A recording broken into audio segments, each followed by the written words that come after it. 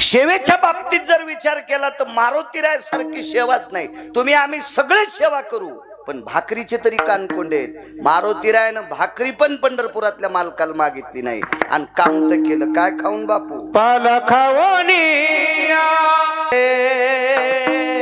तरुवराती फुले. हे देवा, तुमच्या कृपेनं ही तरुवर फुलतात, त्याचा मी पाला खातोय. पाशेवा ते मारुतीराय साक्षी लगेच घे बाबा. आणि या वाटसरूनच सांगितलं, महाराज माझ्याकडे एक औषधी आहे, ही तुमच्या पायाला मी चोळतो, तुमच्या जखमा नीट होत्याल. रानोबा महाराजांनी सांगितलं, दादा जे औषधी असेल त्या द्या, तुमचा उपकार होईल. मी अजून 4-2 वर्ष वाऱ्या शिल्लक करीन, द्या ते औषधी, मी चोळतो.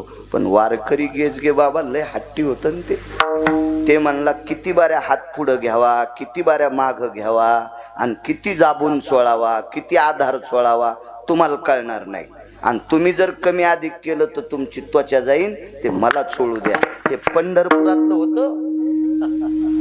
बाप होता जगाचा, तो बाप सामान्य माणसाच्या रूपात आलेला. आणि रानोबा महाराज ऐकायला तयार नाहीत. समोरच्या व्यक्तीने सांगितलं, महाराज तुम्ही वारकरी आहात, लावू द्या ना औषध. औषध लावल्याबरोबर राजे हो एका सेकंदात जखमा दुरुस्त. आता ते रानोबा महाराज होते. आपला संप्रदाय चमत्काराचा नाही पण साक्षात्काराचा आहे. आपला संप्रदाय साक्षात्काराचा आहे, चमत्काराचा नाही. आमक केल्यावर तमक होतंय, रुमण्यान हाणायला पाहिजे त्याला. विठाला विठाला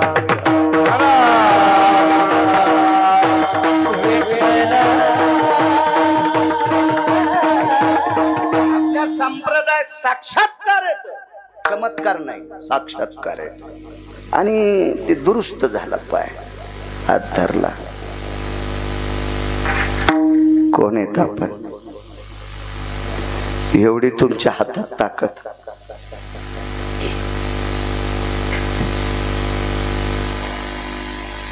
काय एवढी ताकद तुमच्या हातात कुठून आली? काय साधन आहे?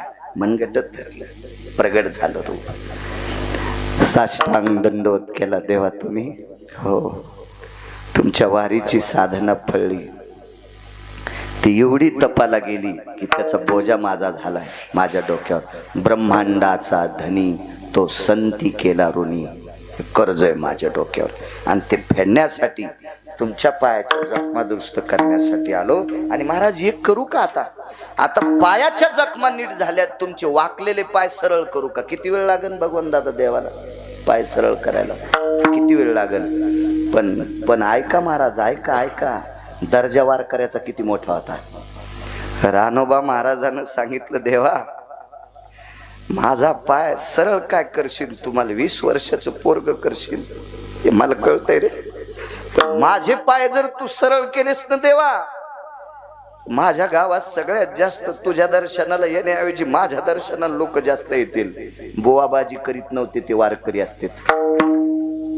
बुवाबाजी नकोय, ते वारकरी असते. देवानं सांगितलं, ऐका महाराज तुमचं पाहून बरीच लोक वारी करतील. नकोय देवा, नको रे नको. देवा अख्खा मराठवाडा माझ्या पाया पडायला येईन रे.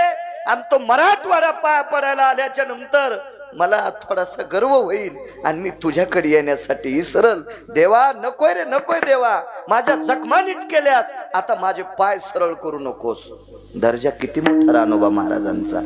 रंगनाथ गुरुजी किती मोठे असतील ते भाग सोडून द्या, पण त्या कुळातले रानोबा महाराज किती मोठे होते, ज्यांच्या पायाच्या जखमा दुरुस्त करण्यासाठी जगाचा पाप येत होता. कारण देवाला कामाला लावायची ताकद या मराठवाड्यातल्या संतांची आहे. म्हणून देहुतले संत शिरोमणी नामदेवराय उत्तर भारतात यात्रेला गेले. तसं मला असं वाटतंय नामदेवरायाची इच्छा पंढरपूर सोडून जायची नव्हती, असं वाचनातून लक्षात येतं. मी जे काय मोठ्या लोकांनी लिहिले ते वाचनात असं लक्षात येतं की नामदेवरायाची इच्छाच नव्हती पंढरपूर सोडून जायची. पण नामदेवरायाला यात्रेला चला म्हणण्यासाठी आळंदीतले मालक गेले.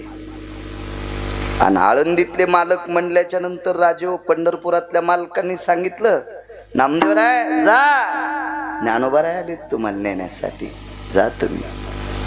आणि नामदेवराय निघाले. अरे देवाचं किती प्रेम असावं नामदेवरायावर. नामदेवराय भगवान ज्ञानोबाराय म्हणाले, माऊली हारूस साबडे नामा माझे. माझा साबडा नामदेव आहे, त्याला सांभाळून द्या. भगवान रडू लागले आणि नामदेवराय यात्रेला गेले. त्या उत्तर भारतातल्या एका प्रांतातला राजा यवन होता, मुस्लिम होता. काय वानू आता न पुरे वाणी सांगतो, यवन होता मुस्लिम. आणि त्या राजाच्या प्रधानाचं नाव होतं चारुकीर्ती. तो हिंदू होता. राजा मुस्लिम आहे आणि प्रधान हिंदू आहे. असू द्या राजाचं नाव काय असेल ते, पण प्रधानाचं नाव होतं चारुकीर्ती. हा चारुकीर्ती नावाच्या प्रधानाला महती माहित होती महाराष्ट्रातली. आणि माऊली महावैष्णव ज्ञानोबाराय आणि नामदेवराय आपल्या प्रांतात आले. तसं चारुकीर्तीला कळालं. तो वैष्णव संप्रदायातला होता, तो सनातन संस्कृतीतला होता, पण काम करायचा मुसलमानाकडे. माझ्या वाचनात एक कविता आलती, ती मला नव्हती, कारण माझ्या पाठीमागच्या अभ्यासक्रमात होती. आणि मी शाळेत गेल्यावर अभ्यासक्रम 10 वर्षाला बदलत असतो पाठ्यपुस्तक निर्मितीत. त्या अगोदरच कविता होती. एक आपल्याकडे इंग्रजांचं राज्य होतं, गोऱ्या सरकारांचं. आणि त्याच्यातले 2 अधिकारी इतके भडवे, ते हरामखोर नालायक होते. आपल्यातले काही सेवक होते, त्या सेवकांना शिखा होती. शिखा म्हणजे शेंडी, आणि गंध असायचा. आणि मग त्या नालायकांना, त्या हरामखोरायच्या, त्या बुजदिलांच्या लक्षात आलं यांची जलोशी कशी करायची. म्हणून काडतुसाला गायीची चरबी लाईत होते भडवे, ते गायीची चरबी. आणि काडतुस तोंडान तोडावं लागायचं. ते नखानगी तुटत नसते, असं दातान तोडायचं आणि मग ते फेकायचं, तर ती तोंडाला चरबी लागायची.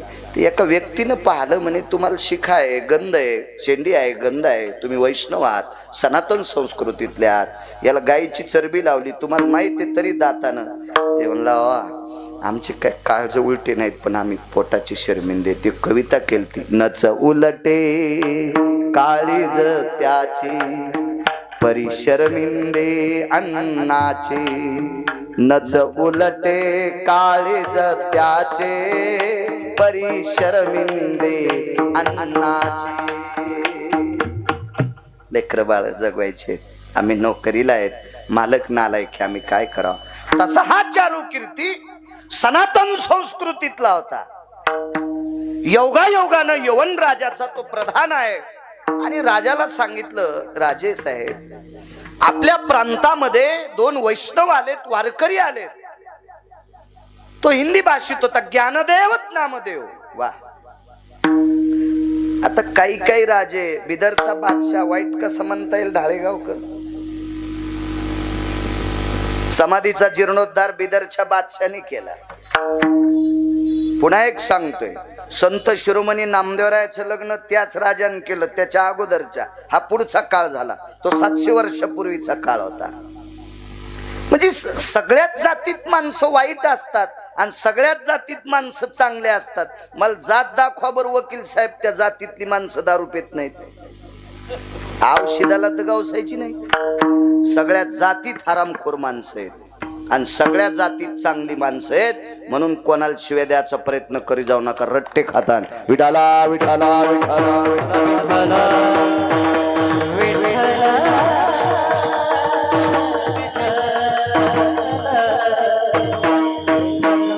लावरा चित्र सस्य धरणाऱ्या कुळातली बाई कौशल्यापेक्षा श्रेष्ठ ठरली. लावरा चित्र सस्य धरणाऱ्या कुळातली बाई यशोदेपेक्षा श्रेष्ठ ठरली. आणि लाहोर चित्र ससे धरणाऱ्या कुळातली बाई विलासबुवा देवकीपेक्षा श्रेष्ठ ठरली. जातीवर सांगतोय. कौशल्या मातेचं रामप्रभूवर प्रेम होतं, पण वनवासाला जाताना रडड्या जीव द्याला का, रडड्याच ना फक्त. त्याच्या रडण्यानं भिंती रडत होत्या, इतकं आपण पाहिलं. चला, भगवान कृष्ण परमात्मा यशोदेकडे गोकुळात नेऊन ठेवत असताना देवकी रडल्या, नाथ बाबा प्राण सोडा का? नाही. भगवान बाबा सोडा का प्राण? नाही. यमुनेच्या डोहात चेंडू बुडाल्यावर यशोदा रडत होत्या, पण पुढे सरकल्या का? मागे मागे सरे पाऊला पाऊली माग सरकत होती, पुढं सरकली का? नाही. बरोबर. यशोदा सामान्य आहे का? गंगाखेडचे आई साहेब सांगतात, धन्य यशोदा ती माय दाशी जनी वंदी पाय. अधिकार होता आई साहेबांचा. या तिन्ही दर्जेदार माता, पण यांच्यापेक्षा कोटीपटीनं श्रेष्ठ ठरली शबरी. प्रभू रामचंद्राच्या पायाच्या जखमा पाहिल्या, पाय धुवाच्या निमित्तानं. विचारलं, देवा जखमा कस काय? म्हणले, पितृ आज्ञे करता बिना चपलाचा फिरतो, सहनच झालं नाही आणि पायावर देह ठेवला. तिचे येणे जाणे संपले, खुंटले. तिचे येणे जाणे खुंटले. देवाच्या पायाच्या वेदना पाहिल्यावर तिला प्राण ठेवा वाटत नाही. तिनं उत्क्रमण केलं आणि प्राण त्यागून टाकला. कसं वाईट म्हणता तुम्ही? नाही. सजन नावाचा खाटीक. आज अयोध्येतली मूर्ती ज्या पाषाणाची, त्या पाषाणाला शालिमार पाषाण म्हणतात. हा पाषाण गंडकी नावाच्या गंगेत असतो. पंढरपुरातल्या मालकाला शाप प्रदान झाला आणि मालक पाषाण होऊन पडले आणि त्या पाषाणाची मूर्ती आहे. त्या पाषाणाच्या मूर्तीला तुळशीच्या पानाचा नैवेद्य असतोय आणि त्या शालिग्रामाचा पाषाण तराजूत ठेवून एकीकून मास टाकून एकीत होता सज्जन नावाचा खाटी. सज्जन कसा या इकुला के मास. चला, मग हा चारुकीर्ती नावाचा प्रधान ज्यांच्याकडे होता तो राजा वाईट आहे असं म्हणता येणार नाही. चारुकीर्ती प्रधानाचा ऐकून तो राजा बाहेर आला, रथात बसला, सारथी सोबत आहे, चारुकीर्ती प्रधान सोबत आहे आणि चारुकीर्तीने पायावर डोकं ठेवलं आणि राजाने दोन्ही हात छातीवर टेकले. त्यांच्याकडे पायावर डोकं ठेवण्याची पद्धत नाही. ज्याचा त्याचा धर्म आहे, आपण कशाला इचकायचं? फुकट कळण शेंडी वळवळ काय घेणं आहे का आपल्याला त्याच्यावर? अगं मला एक जण म्हणला, मुसलमान पित्र घालीत नाहीत, मग त्याचे पित्र मग तू सुनता कर. काही गरज आहे का आपल्याला ह्या कुटाण्यावर? मला सांगत काय काय संबंध आहे का आपल्याला? ते नाहीत घालीत. अरे त्यांच्या धर्मात सांगितलं नाही सोमळ्या. आपल्याकडे सांगितलं आपण मोठ्यांचं अनुकरण करायचं. हा संप्रदाय कोणाच्या बापाची जहागिरी नाही. हा संप्रदाय वेद प्रणीत आहे. हा संप्रदाय शास्त्र प्रणीत आहे. हा संप्रदाय मुख्यतः पुराण प्रणीत आहे. पहावे पुराणी विचारोनी. आणि हा संप्रदाय ऋषी प्रणीत आहे. हा संप्रदाय मुनी प्रणीत आहे. मोठाले ज्या रस्त्याने गेले त्या रस्त्याने आपण जायचंय. आपल्या मनाची माकडं नाचवायची नाही. विठाला विठाला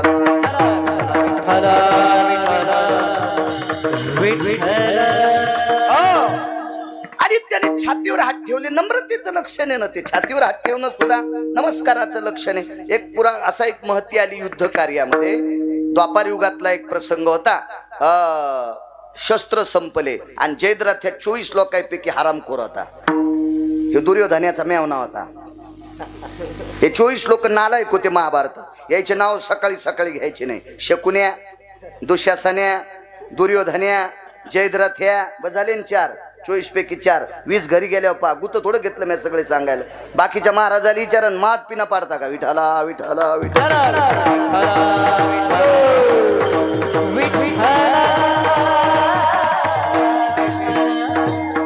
शस्त्र हातातलं संपलंय. लात मारली. हातातलं शस्त्र संपल्यावर वरी हात करणं नम्रतेचं लक्षण. छातीवर हात ठेवणं बप्पा नम्रतेचं लक्षण आहे. किराताचं पोरग प्रभू रामचंद्रान मारलं. चूक केली ती बरं. वशिष्ठाच्या कोर्टात केस टाकली होती आणि मालक चुकले होते. ह्या चुकीमुळं तर मायन बाप सोडून 11 वर्ष 53 दिवस दुसरीच्या घरी राहावं लागलं. हा सुख ही पंढरपुरातल्या मालकाला सहन होत नाही तर आपण कोण्या बेसरामाची फुलं आहेत? विठाला विठाला विठाला विठाला.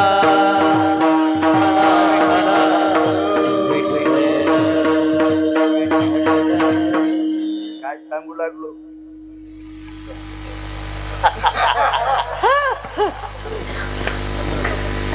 नम्रतेचं लक्षण. वा. ती किराताची बाई स्वतःच्या पोराचं प्रेत घेऊन आलती प्रभू रामचंद्राच्या दरबारात.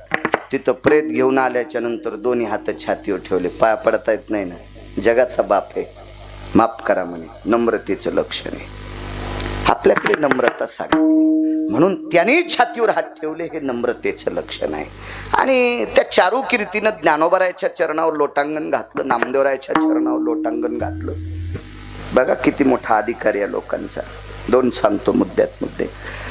माऊली महावैष्णव ज्ञानोबारायने तहान लागल्याच्या नंतर एका विहिरीला पाणी लावलं.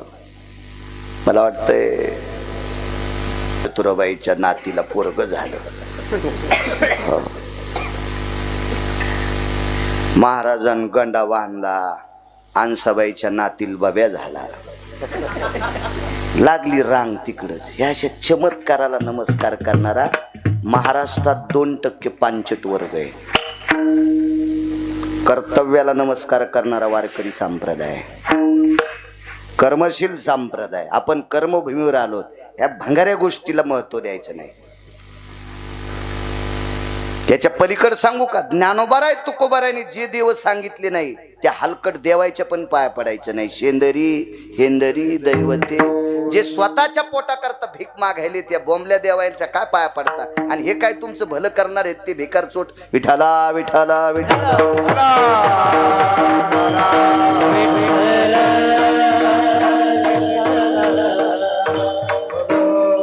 तसा त्या राजाच्या यवन मुसलमान राजा त्याच्या लक्षात आलं. एक महात्माजीने बोले, हिरील काय म्हणते हिंदी भाषेत बावडी, मला काय हिंदी येत नाही.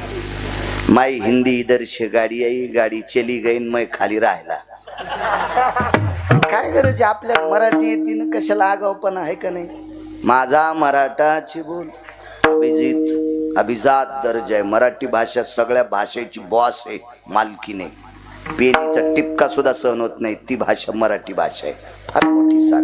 चला अरे बोले एक कुयो को कुआ भी बोलते, कुआ भी म्हणते ना. कुआ बावडी, कुआ हा शुद्ध शब्द आहे. बावडी हा इकडच आहे भावतालचा. अजून एक पुन्हा शब्द आहे. मग शिक्षण कमी असू द्या पण बाळा वाचू तू जास्त. विठाला विठाला विठाला.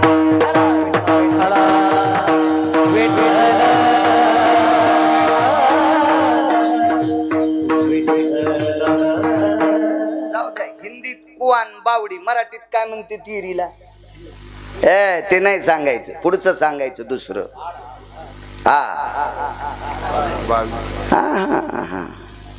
चिरिया कोण घाली पदा मात्रा ते ठेली, बारवपणा पावली तीच हो.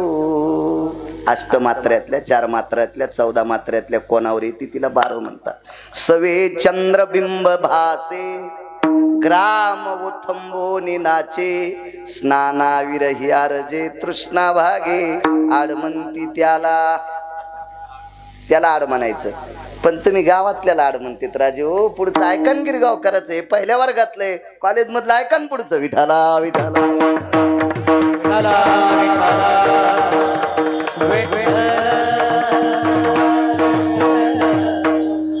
असू द्या, आता पुन्हा पाहू दुसऱ्या कीर्तनात. तुम्ही पुन्हा म्हणताल तुला येतच नाही, इकून पिना पाडायचे. मग आपलं शिका. माझं मत आहे आपलं शिका. विरील काय म्हणावं ते आपलं शिकावं. हो. काय झालंय, माईक एखाद्याच्या हातात दिलं की ते धर्मावर इतकं बोलवतो जसा धर्म याच्या आज्यानं सुरू केलता. आणि धर्माच्या बाबतीत तिला इतकं अनुकरण करत नाही. हो. तुम्हाला एक माहिती आहे का गुरुजी काय म्हणाल ते. रंगनाथ गुरुजीनं त्या काळात वाक्य वापरलं होतं काही ठराविक लोकायला, तुम्ही काय वारकरी संप्रदायाचा प्रचार करता म्हणले. तुमचे पोट्टे इलायतीत शिकायला येतं आणि तुम्ही इकडं आम्हाला गाथा मराठीत सांगता. हे तुमचा नाही उद्धार होणार. ते झोपलेच सगळे. विठाला विठाला विठाला.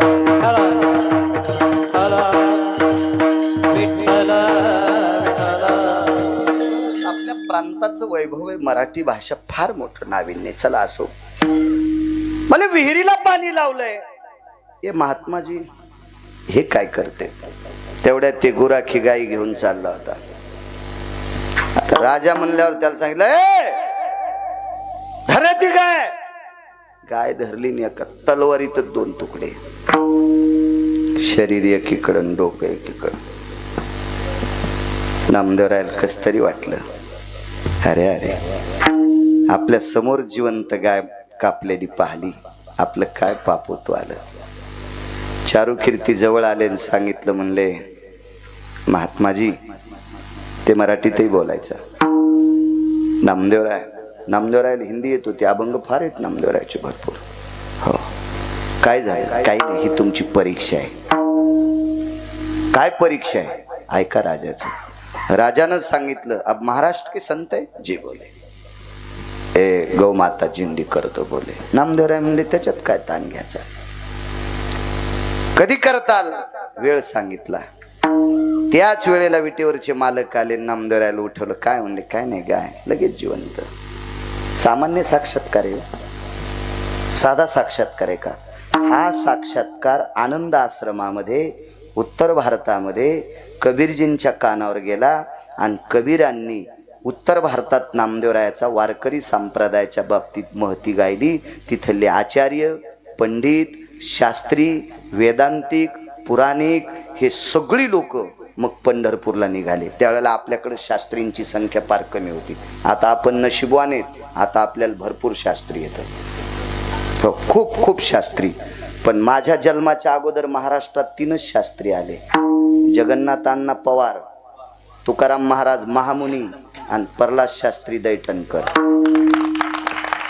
त्याच्यात आपण इतके नशिबवान आहेत. त्याच्यातले एक शास्त्री आपल्या मराठवाड्यातले भगवान दादा प्रल्हाद शास्त्री. काय गोडवा.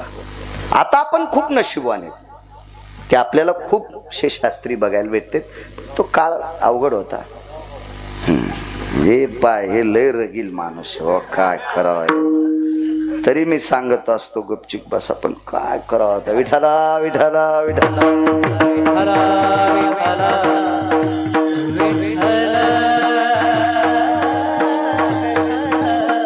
आशिष शास्त्री आले आणि ही यात्रा चलत असताना उत्तर भारतात कान्होगोवारी नावाचा एक संन्यासी भेटला. त्याच्या जटा धरायला 400 शिष्य होते. जटा, दाढी मिशा सांभाळायला 5-50 इतक्या मिशान दाढी लांबलेल्या होत्या. हो, आणि जटा धरायला शिष्य होते. लय वैभवशाली. ते सोन्याच्या चुलीवरचा स्वयंपाक खात होते. सोन्याची चूल, फक्त लाकडं सोन्याची नसते. हो, लाकडं कसे सोन्याचे. माधव महाराज मगर सांगायचे. हो, परमार्थातले आधुरी लोक. मी एक तर वाचून सांगतो, नाही तर महाराष्ट्रातल्या फक्त 6 लोकांचं ऐकून सांगतो. अजून 7व्याचं ऐकून सांगितलंच नाही आणि फजिती करून घेणारही नाही. विठाला विठाला विठाला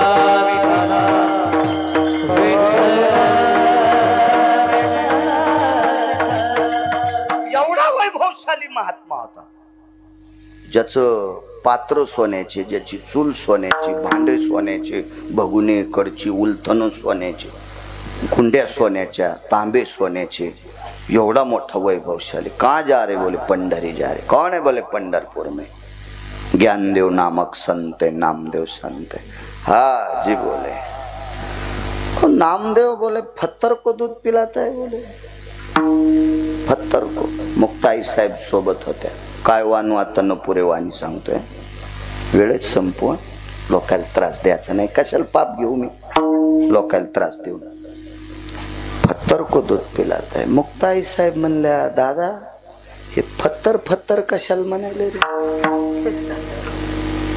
ज्ञानोबराय म्हणले, मुक्ता पत्थर म्हणजे दगड. आता मुक्ताई साहेबाला कुठं कळत नसते, आदिशक्ती होत्या त्या. हा, सगळ्या शक्त्या जिथं इजत्यात तिथं ती शक्ती सुरू होती त्या मुक्ताई साहेब. बाकीच्या सगळ्या शक्त्या झोपल्या, ती शक्ती जागी होती त्या मुक्ताई साहेब. येतात चला, माधव महाराज सांगायचे असं सहज. आणि म्हणले, पंढरपुरातल्या मालकाला दगड म्हणते का हे? हो म्हणले, हो. मुक्ताई साहेबांनी कान्होगोवारीला विचारलं, आप पत्थर को दूध पिलाते? जी बोले, मैं पिलाता. सोन्याच्या गुंडीत दूध आणलं, मांडीवर चिरा घेतला. आता आपलं चिऱ्याचंच दगड आहे, याला चिरा, खरं नाव चिरा असतं बरं या पाषाणाला, चिरा.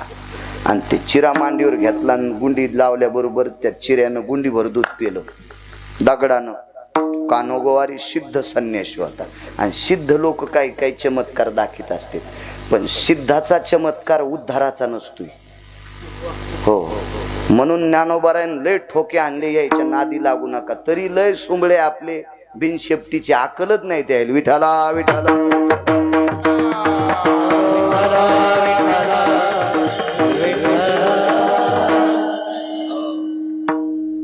एका साधून 29 वर्ष घातली तोंडातून जाळ काढायसाठी. तोंडातून जाळ काढा 29 वर्ष. आणि स्वामी राम भेटले.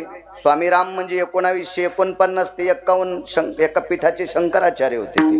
स्वामी राम शंकराचार्य होते 1949 ते 51. आणि त्यांनी भेटले म्हणले काय साधना 29 वर्षामध्ये 10 वर्ष घातले ना, आता साधना प्राप्त केली, मी चूल पेटितो. केल्याबरोबर इस्तूत बाहेर पडला. आणि स्वामीराम म्हणले किती वर्ष घातलेस?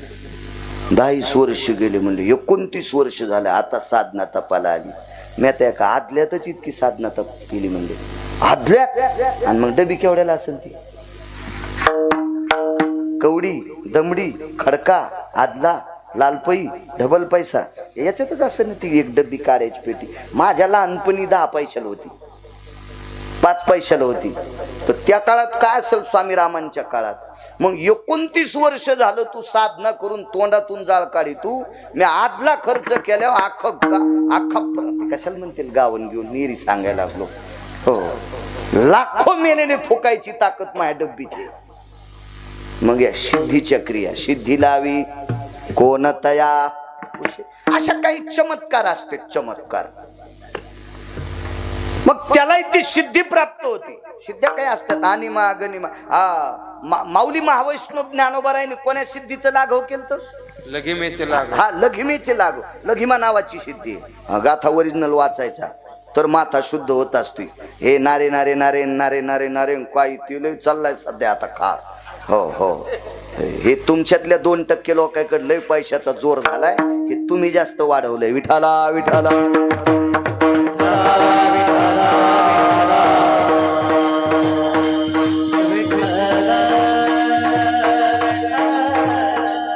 चुकीच्या मार्गाने कमवलेल्याचे पैसे चांगल्याला कधीच जात नसते, ते भंगिरेलाच जात असते. हे बी लक्षात ठेवत जा.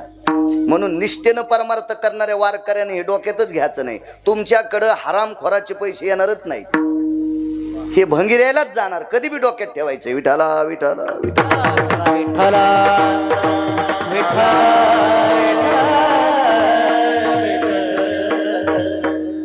मुक्ताई साहेबांनी ते पाहिलं.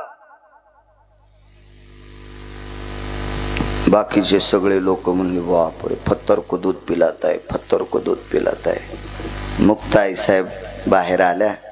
ज्ञानोबारायांनी बरंच ताळलं होतं, पण आई साहेब थांबल्या नाही आणि कानोगवारीची दाढीच हालिली. चटा धरून लय मोठा माणूस होता ते, लय मोठा, लय मोठा. म्हणजे यानं हो, आपल्याकडे ज्याच्याकडे हे लय का त्याला म्हणते ते लयच मोठा महाराज आहे. काय येडपटेस तू सुंबळ्या. आपल्या संप्रदायात पैशानं महाराज मोठा नसतो. आपल्या संप्रदायात किती मोठ्या गाडीत आलाय महाराज याच्यावर मोठा नसतो. आपल्या संप्रदायात आचरणावर महाराज मोठा असतो. विठाला विठाला विठाला.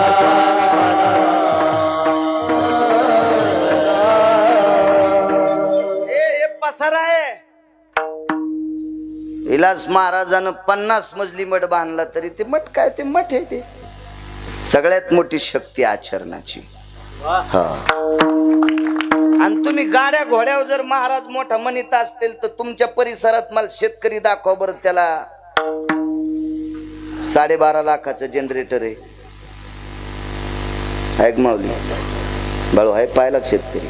वकील साहेब तुम्ही पाहिला का? मला 4.5 लाखाचं घ्यायचंय, धावा चालली.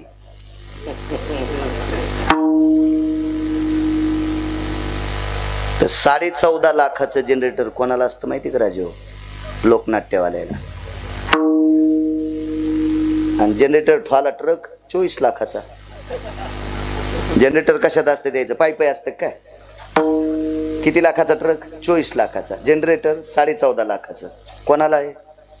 लोकनाट्यवाल्याला. आणि मग असं काय असतं त्यांना बसायला? लक्झऱ्या, एसी लक्झऱ्या. याच्यावर काय नसतंय. कधी कधी एखाद्याकडे जास्त पैसे झाले म्हणजे तो महाराज मोठा आहे असं डोक्यातलं काढून टाका. एखाद्याकडे लय लोक जमा होते म्हणून ते पण डोक्यातलं काढून टाका. हळून मी बैल घेतले, मला जर शेतीचा नाद आहे म्हणून तर इतका टकटक बोलतो. एक जण म्हणला लय कडक बोलतात, कीर्तन बंद होते. म्हणलं जायचं सुंबळ्या, निघाला पठ्या कापूस याचायला, पात काळी माय. आणि काय हसायला, आपल्या बाप दादानं काळ्या माईवरच तुम्हाला मला मोठं केलंय. एक लक्षात ठेवा, मोठ्यांचं वाक्य, सगळ्या संतांच्या अगोदर कोणती देवता असेल तर काळी माय. अगोदर काळी माय देव, त्याच्यानंतर अष्टादश संत देव, आणि तिसरा देव कोणता असेल तर पंढरपुरातला मालक आणि काशीतला मालक. पंढरपुरातल्या मालकाला आणि काशीतल्या मालकाला बी संतांच्या आधी देव मानायचं नाही, कारण संत जन्माला आले नसते तर त्याला देव पण कोणी दिलं नसतं. म्हणून आधी काळी माय देव, त्याच्यानंतर संत देव, आणि त्याच्यानंतर पंढरीतला आणि काशीतला मालक देव. ज्याच्या नावानं ईदभर सातबारा असेल तो महाराष्ट्रातला राजा असेल. काळ्या माईवर प्रेम करा, कळून येईल गिरगावकराचं कालांतरण. मी असेल नसेल तो भाग सोडून द्या. चला, काय सांगत होतो, बैल घेतले. 2.25 लाखाला बैल जोड घेतला. पैशाची काय अडचण नाही महाराज, चांगलं चालले. म्हणजे तुम्ही इतकं हसले म्हणजे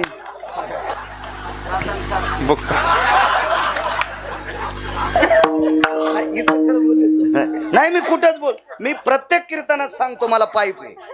मला दाबून सोडून गप्पा हाणायचा नादच नाही. आमची इथे एक बाई गावरान तुपात चपात्या खात होती. काय खाल्लं जिजी तर काय नाही, कुटके खाल्ले. सकाळच्या मसळच मेली. देव म्हणला तुपात चपात्या खातीन, कुटके म्हणाली, मसळच मेली. मग चांगलं चाललंय, मी कशाला कुथू.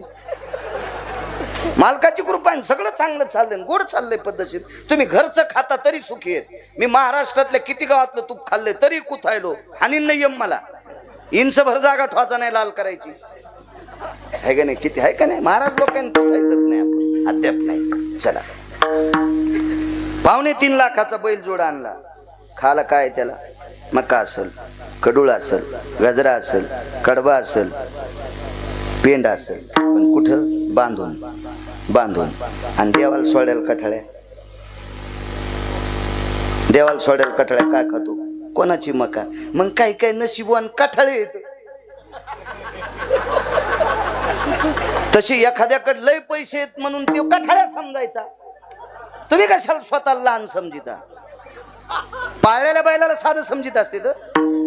अरे पाळल्याला बैल व्यसनीच्या आणि मुंगशाच्या चौकटीतला आहे, आणि देवाला सोड्याला कठाळ्या मुंगशाच्या आणि व्यसनीच्या पलीकडचा आहे. ते तुम्हाला आवताला धरता येत नाही, चिखल तुडवायला आणता येत नाही. हे लयच झालं तर लांबून हात जोडीचा, जवळ गेल्यावर फटक्यात दात पाडीन. विठाला विठाला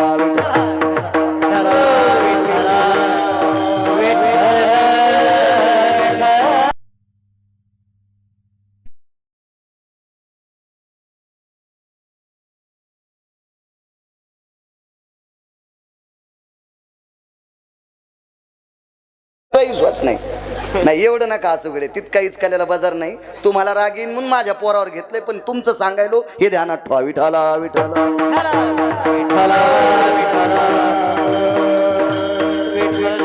मुक्ताई साहेब म्हणले, अरे छिपऱ्या, अशा दगडायला दूध तर आमच्या परिसरातलं कोणी पाजीन, पण पंढरपुरातल्या उभ्या दगडाला दूध पाच, मग तू या खडावा पुसायचं काम मी करीन. ते तितकं ठसलं, कानोगवारी भूषणात आलं. पंढरपूरला शिबिर ठोकलं, रावट्या गिवट्या त्या काळात ठोकल्या. शिष्याला सांगितलं मंडईतून दूध आणा.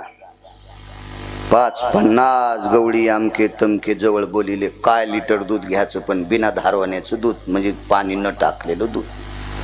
सोन्याच्या गुंड्या 100-200 दूध हारेच भरले तिथं. ती सोन्याची गुंडी त्याच्यात बुडीली. दूध पाजण्यासाठी कानोगवारी निघाला. नामदेव पायरीपर्यंत, आता जी नामदेव पायरी चोखोबरायची समाधी तिथपर्यंत कानोगवारी ह्या शिष्यमंडळन ते थाटन ते वैभवन ते अशी ती गुंडी सोन्याची. लोक बघायला अशी, त्या काळात काय अशी गर्दी नव्हती. 550 लोक म्हणजे लय गर्दी वाटायची. आणि पण तात्विक लोक होते. कानोगवारी कानोगवारी, उत्तर भारतातला महाराज आहे, उत्तर भारतातला महाराज आहे. आणि ती सोन्याची गुंडी पाहणं, देवाला दूध पाजणारे, देवाला दूध पाजणारे. पंढरपुरातल्या मालका इतका गुंड जगात कोणी नाही. हे वायरच वारणार, टाटरच वारणार, ह्या गुंडाळायचं काय असतं हे पैपच वारणार, कोणाची कापसच वारणार, हे गुंडाळ तर काही कुठं पडे ते काय नाही. ते किती मोठा गुंड आहे माहिती आहे का? जगात 6 गुंड जन्माला आले. 6 गुंडापैकी 1 नंबरचा गुंड होता रावण, ज्याची 1 चौकट इकल्यावर 13 बाऱ्या खासदार. कोणाची मायवेली त्याच्या विरोधात फॉर्म भरायला, अशा 7 कोटी चौकटी होत्या त्याच्याकडे. एवढ्या मोठ्या गुंडाला दुपारी 2:18 पंढरपुरातल्या गुंडानं आणलंय. आता किती नंबरचा गुंड येतो? तर तुमच्या मायासारख्याला तर चालता चालता फुकीन न तो सामान्य आहे का? आणि ते फुगिराल मोजित नाही. तिळ मात्र जरी होया अभिमान, मेरू तो समान भार देवा, मोजित नाही ते. आणि फुगिरा असे त्या लगेच कळतेत. जाणोनी अंतरवर्त तसे देव चतुर येतो किंवा चतुरा तो शिरोमणी, गुण लावण्याची खाणी. ती लावण्य शिरोमणी आहे चतुरांचा. चोखोबारायच्या समाधीची जी जागा आहे तिथपर्यंत तो कान्होगोवारी महाराज आले. आता जी नामदेवरायांची समाधी हे पायरीला, त्या पायरीवर पाऊल टाकल्याबरोबर दूध थोडस कोमट झालं. कोमट लेकराला पाचते असं कोमट झालं. आणि कान्होगोवारीने विचार केला, अंगार नाही, अग्नि नाही, हे तो गरम हो रहा है बोले. ते हिंदी होते ना, कस काय गरम व्हाले म्हणे दूध. आता पुढे गेल्याच्या नंतर डाव्या हाताला साक्षी गणपती बाप्पा आहेत. हो, मालकाच्या दर्शनाला किती गोड चाललाय ते लय सूक्ष्म डोळ्यानं पाहते. गणपतीचे डोळे बारीक असते. हो, आणि सूक्ष्म डोळ्यानं पाहते. किती लफंग्या, किती नालायक आहे, किती हरामखोर आहे, त्या डोळ्यानं पाहतेत गणपती बाप्पा.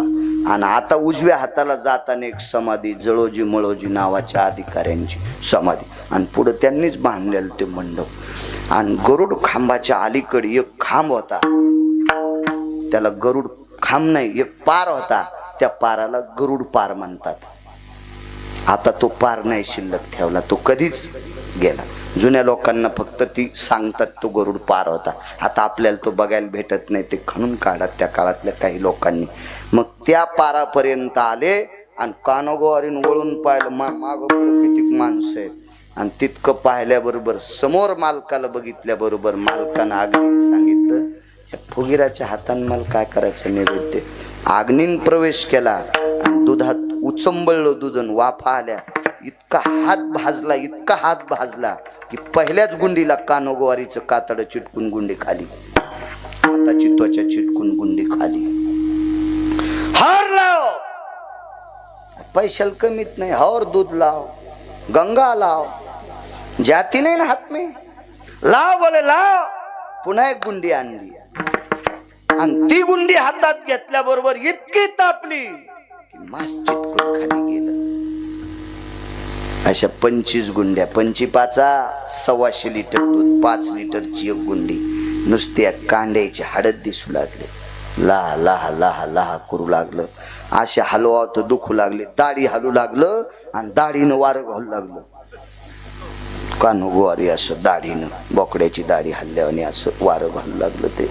हो, मुक्ताई साहेब म्हणल्या, लय मस्ताड होता होय, दगडायला दूध पाजित होता.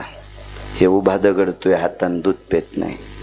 ज्ञानोबाराय म्हणले, कान्होगोवारी जी ठीक है बोले, नामदेव काही ये बोले, ये ते साथ में थे बोले. हो, मोठी माणसं बजबज बोलत नसते, मोठाले माणसं लय मित भाषित असते. साच आणि मवाळ, मितुले आणि रसाळ, शब्द जैसे कल्होळ अमृत. काही काही बोलायचं लय छियडेवानी नाद असतो. आमची इथे एक बाई तुपाल गेली आणि तुपाल गेल्याच्या नंतर तिनं तूप घेतलं. ते तूप घ्यायला गेली तर ती बाई म्हणली, मा कोणाच्या घरची आहेस ग? आमक्याच्या घरची बाई. ती लय मोठ्या घरची बाई. सुनाला सांगितलं, बाबे पैसे घेऊ नको, तिला बुटकं भर तूप तसंच दी. आता बुटकं भर तूप तसंच दिल्याच्या नंतर तिनं म्हणावं ना, पण ती म्हणली, तुला काय प्रसन्न? तर काय नाही म्हणली, मी तुमच्या घरचं दूध खात नाही, तूप खात नाही. ती बाई म्हणली, जाऊ दे, काय हरकत नाही, हिच्या सासूमुळे आपल्याला दिले. आणि बाहेर गिऱ्हाईक उभं होतं, त्याच्या इथं कार्यक्रम होता आणि त्याला 50 किलो तूप पाहिजे होतं आणि हिच्या इथं 100-200 गाई म्हशी होत्या. मग ते समोरच्यानं विचारलं, बाई तूप कस काय? ते म्हणली कसन काय, मला सासूनं पाठीले म्हणून मी आले, आणि ये ना आम्हाला फुकट दिले, मी पैसे घेऊन आलते, पण सासूनं पाठील म्हणून आले. बाई तुला तूप, म्हणले मी कोणाच्या इथलं खाईन पण हिच्या इथलं तूप खात नाही. काऊन, हिच्या मसडा कहा गाव खरालाच चरत आहेत. ती गेलं वापस. काय बोलतील काही काही माणसं, काही विषयच नाही, कुठं सगळं बचकून टाकीत असते. बोलण्यात काय काय माणसं विचित्रच असते. बोलण्यात साधत काय काय, चांगलं बोलल्यावर साधत, पण असं येड्यावानी बोलतेत माणसं. आता ते नामदेवराय होते, कशाला काय बोलते. ये बोले नामदेव जी बोले. ज्ञानोबारायांनी सांगितलं, नामदेवा पाजा दूध. तुम्ही दूध पाजल्याच्या नंतर कानोगवारी जातील त्यांच्या शिष्यासोबत. नामदेवरायाच्या डोळ्यातून पाणी आलं. मग ताईसाहेबांनी विचारलं, नामदेवा का रडता. काय नाही म्हणले, आईसाहेब दूध माझ्या हातानं भगवान पेतील, पण दूध आणण्यासाठी आपल्याकडे पैसे नाहीत. आपल्याकडे दुधासाठी पैसे नाहीत. आज नामदेवरायाच्या अभंगावर आम्ही कीर्तन करू करू किती चांगले धोत्र घालायला होते, पण सुंबाचा करधोडा रक्त्याची लंगोटी नामा वाळवंटी कीर्तन करी, ही नामदेवरायाची गरीबी होती, परिस्थिती होती नामदेवरायाची अत्यंत. केळीवरी नारळी घर चंद्रमुळी, जानत शाळी नामयाची. घरातून चंद्र दिसायचा, अशी नामदेवरायाची परिस्थिती.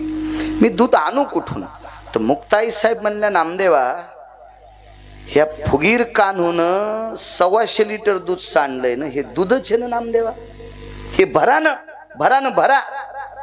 तर नामदेवराय म्हणले, आई साहेब आता ह्या दुधाचं इतकं ते पारापैशी असं वाटतं होता, ते असं ते खळग आजही तिथं आहे ना गरुड खांबापैशी असे कोपरे, आणि ते सगळं दुधानं चिंब भजलेले, आणि याला आपले पाय लागलेत ना. तर आईसाहेबाचं बघा काय विवेक असेल. आईसाहेबानं सांगितल्यात, नामदेवा राधेच्या पायाची माती द्वापार युगात ह्या मालकानं पेली पाण्यात टाकून.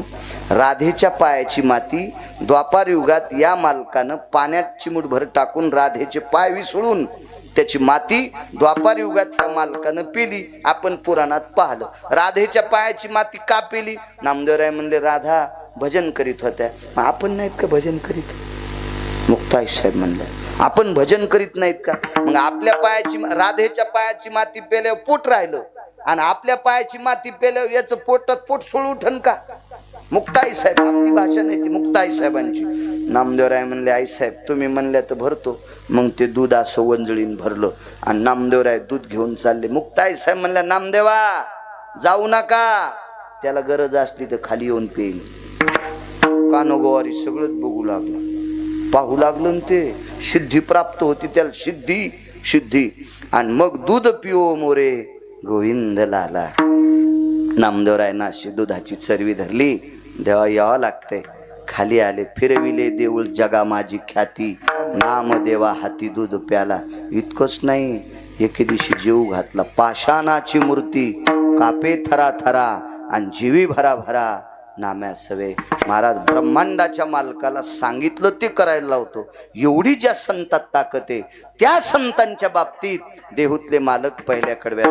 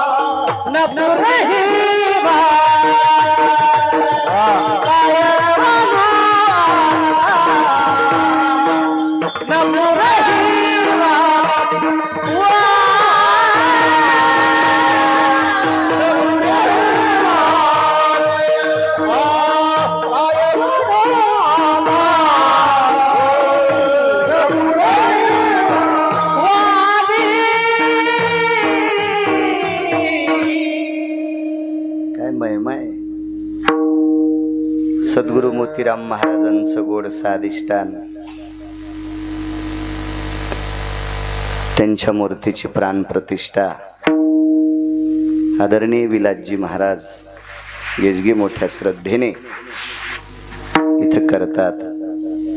महाराज ज्या साधूनं आपल्या प्रांतातली सगळी लोक आध्यात्मिक क्षेत्रात आणली, त्या सद्गुरू मोतीराम महाराजांचा काय मोठा दर्जा असेल महाराज, काय मोठी व्याप्ती असेल, काय टोक असेल. आणि अशा पवित्र संतांचा अधिष्ठान इथे आदरणीय विलासजी महाराज करतात. महाराज तुम्हाला कोटी कोटी धन्यवाद. परिसरातल्या प्रांतातल्या सर्व सद्भक्तांना जाता येता सद्गुरू मोतीराम महाराजांचं दर्शन होतंय. महाराज ही देवमान्य संत आहेत, ही संतमान्य संत आहेत, नुसती जगमान्य नाहीत, ही देवमान्य लोक आहेत. आणि अशा महात्म्यांचं अधिष्ठान पवित्र आश्रमावर विलास महाराज करतात. महाराज तुम्हाला कोटी कोटी धन्यवाद. प्रांतातल्या लोकांनी सुद्धा सात्विक, सदाचारी, पुण्यशील, पावन वारकऱ्यांच्या पाठीमागे राहिलं पाहिजे, की जे धर्माचं काम करतात, धर्म उंच नेण्याचं काम करतात. असं जर कोणाच्या हातात सूत्र असेल तर ते सूत्र कधीच तुटू नये, ती दोरी कधी तुटू नये, त्याच्यासाठी बळ तुमच्या सारख्यांचं पाठीमागं असावा. या परिसरातल्या सर्व जनतेला विनंती करतो. मृदंगाचार्य आदरणीय बाप्पा सुद्धा आहेत, त्यांनाही धन्यवाद प्रणाम. या परिसरातलं जुनाट गायन क्षेत्रातलं व्यक्तिमत्व आदरणीय भगवान महाराज विसातकर, आदरणीय नवीन तरुण तडफदार कीर्तनकाराच्या यादीमध्ये मोठे आदरणीय आमचे नाथ महाराज आहेत. प्रमाण आटोकाट ज्यांना गोडशी अशी पाठ आहेत असे उत्तरेश्वर बापू वांगीकर आहेत, ज्यांच्या आवाजाची बुलंद तोप आहे असे आमचे आदरणीय श्रीराम महाराज पांचाळ आहेत. त्यांच्या बाजूचे गटांगरेकड महाराज आहेत. मस्तक माझा पायावरी या वारकरी संतांच्या परिसरातून बऱ्यापैकी आलेल्या श्रोते जनार्दनांच्या चरणी साष्टांग प्रणिपात करतो. महाराजांनी सांगितलं रोज गावातली लोक भरगत अन्नदान करतात. महाराज त्या अन्नदात्यांना सुद्धा कोटी कोटी धन्यवाद. राजे हो, संत शिरोमणी नामदेवरायांचा एक अभंग आहे, उदक दाने सदा सुखी अन्नदाने दृढायुषी. आपल्या विहिरीचं, आपल्या बोरचं, आपल्या मोटारीचं पाणी जर कोणी पेत असेल तर त्या घरातल्या लोकांना सुख प्राप्त होते. आणि आपण कमवलेल्या द्रव्यातल्या पैशाचं प्रसाद अन्नदान जर कोणी घेत असेल तर त्या घरच्या लोकांना दृढ आयुष्य प्राप्त होत असते. आणि त्यातली त्यात अन्नदान केल्यानं तर आयुष्य प्राप्त होतच, पण जिथं सद्गुरू मोतीराम महाराजांचं अधिष्ठान आहे, जिथे सद्गुरू मारुती महाराज असतील, सोपान काका असतील, आदी करून या सर्व संतांचं अधिष्ठान आहे, अशा संतांच्या अधिष्ठानावर केलेलं अन्नदान पांडवाच्या यज्ञाला लाजवील इतकं मोठं अन्नदान आहे. कारण कपोतकल्पित नावाच्या साधूने दुसऱ्याच्या खळ्यावर वेचलेलं धान्य, खळ्याच्या पाळूवर खळ, परसडीच्या बाहेर, परसडी कळतील ज्यांच्या पॅन्टीवाल्याला नसती कळत परसडी, तुम्हाला कळते का?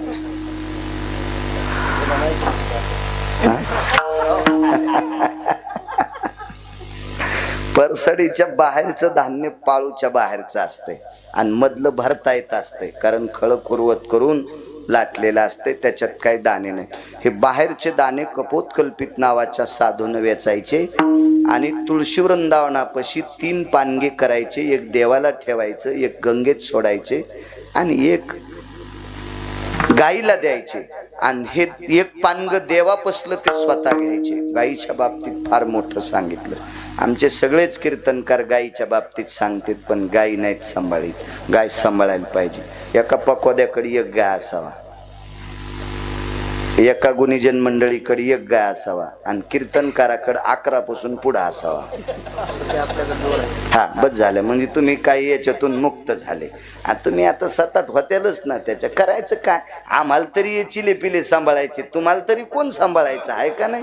केलं पाहिजे तुम्ही. आपण लोकांना जर गायी सांभाळल्या तर बऱ्यापैकी पुण्य वाढेल. गायीच्या बाबतीत फार मोठी ताकद आहे. सांभाळायचं. माईवरून, गाईवरून, बापावर सगळ्याला बोलता येते. सांभाळता कोणाला येते? बोलता कोणाला येते? तमाशातल्यान तरी तुम्हाला कुठं शिव्या दिल्यात? त्याने कुठं शिव्या दिल्यात? बोलण्यापेक्षा बोले तैसा चाले त्याची वंदावी पावली. याच्या पलीकडे सांगू का? सांगे परी वागे त्याशी थोर मानावे आणि सांगे परी न वागे त्याशी चोर मानावे. की बोले तरी करणे कठीण. वा वा वा. त्याच्याकरता गायी असं इथेही गायी असल्या तर सद्गुरू मारुती महाराजांना, सद्गुरू सोपान काकांना, गुरुवर्य सद्गुरू मोतीराम महाराजांना फार आनंद होईल. कारण कोट्यवधी रुपयाचं घर शुद्ध करण्यासाठी वास्तुशांतीला एक गाय बांधित असते. तर हे परिसर पवित्र करण्यासाठी गायीची किती ताकद. महाराजांकडे 2 गायी आहेत. वा धन्यवाद, चांगली गोष्ट आहे. हो असो. असं पवित्र हा कपोतकल्पित नावाच्या साधून दाणे यसलेन देवा पुढचा नैवेद्य स्वतःला घेतला. तितक्यात एक कुत्री आली आणि कुत्र्याचा स्वभाव असतो खाणाऱ्याच्या हाताकडे पाहणं, तोंडाकडे पाहणं, असं खालीवरी मान करीत असतो. कुत्रं खाली हात केला की खाली पाहतं, वरी घास केला की त्याला भूक लागते. म्हणून तर जेवताना कुत्रं जवळ नसावा असा पुराणाचा सिद्धांत आहे. त्याचं कारण सांगतो. चिंच खाणाऱ्या माणसाच्या जवळ उभं राहिलं की तोंडाला पाणी सुटतं आणि कुत्र्याच्या जवळ बसलं की जेवत बसलं की त्याच्या तोंडाला पाणी सुटतंय आणि त्याच्या तोंडाची लाळ खाली पडली की विज्ञानाच्या भाषेत त्याच्या लाळीमध्ये रॅबीज असतात आणि पुराणाच्या भाषेत त्याचं वेगळं नाव आहे जंतूचं. ते मग घरी गेल्यावर वाचा. आता टाईम संपला ना, आहे का नाही? शिजल्यावर जाळ घालणं म्हणजे वरण करपून जात असतं, आहे का नाही? शिजल्यावरही जाळण वाया जावायचं मूळ कशाला आपण जाळ घालायचं. 11 10:30लाच संपवायला पाहिजे होतं. काय लगे मीटर जळालं तुमचं, आहे का नाही? हा हो ना. त्या साधूनं सूर्याला थांबायला लावलं. आपल्याला काय पाकिट घेणार आहे, जर जरा जरा टाइम झाला तर काऊन घड्या बघायच्या, आहे का नाही? आहे का नाही? घडीनच आणायचा. हे नाहीत तसे म्हणा, बाकीच्या बजबज करून याच्या करता म्हणायलो विठाला विठाला विठाला.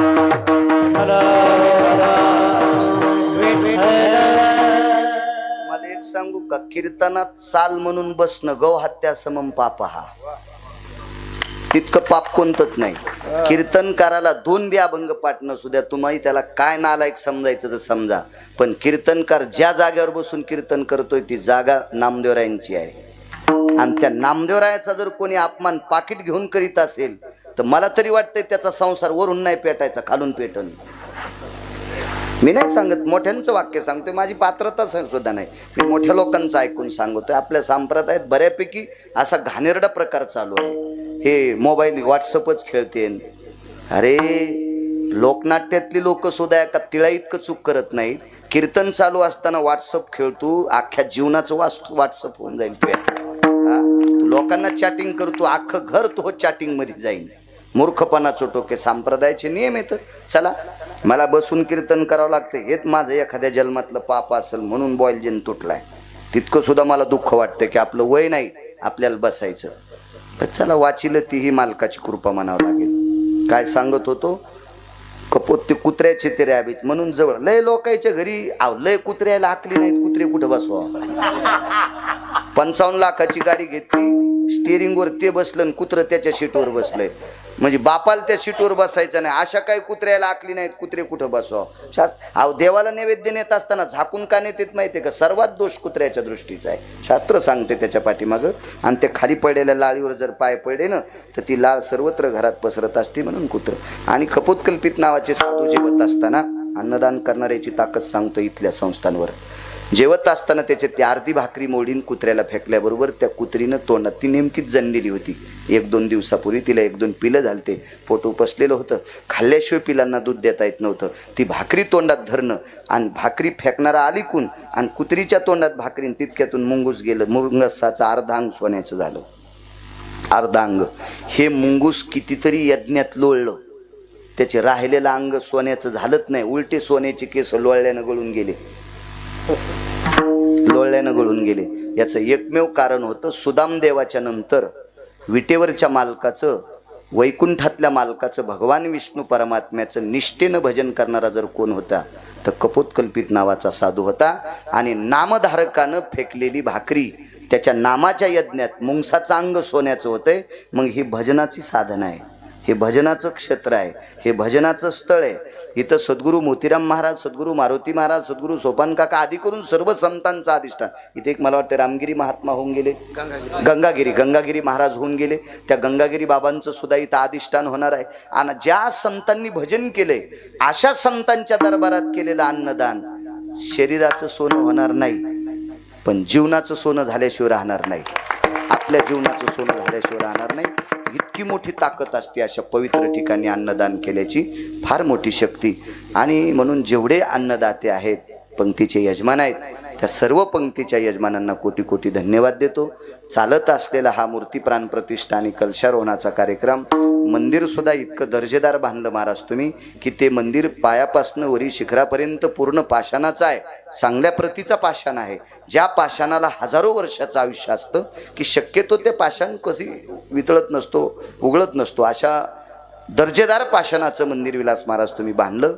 म्हणून असाच दर्जा कायमस्वरूपी इथं भक्ती संप्रदायाचा राहो आणि तो टिकवण्यासाठी माझ्या ज्ञानोबाराय तुकोबारायची तुमच्यावर कृपा हो, अशी ज्ञानोबाराय तुकोबारायच्या चरणी प्रार्थना करतो आणि माझ्या वाणीला विराम देतो. विठोबा रखुमाई, विठोबा रखुमाई,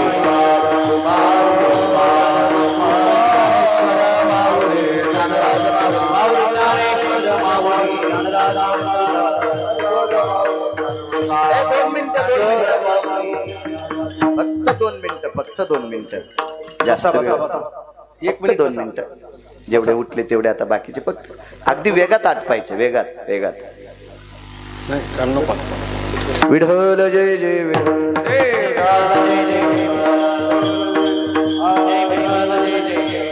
बोलिले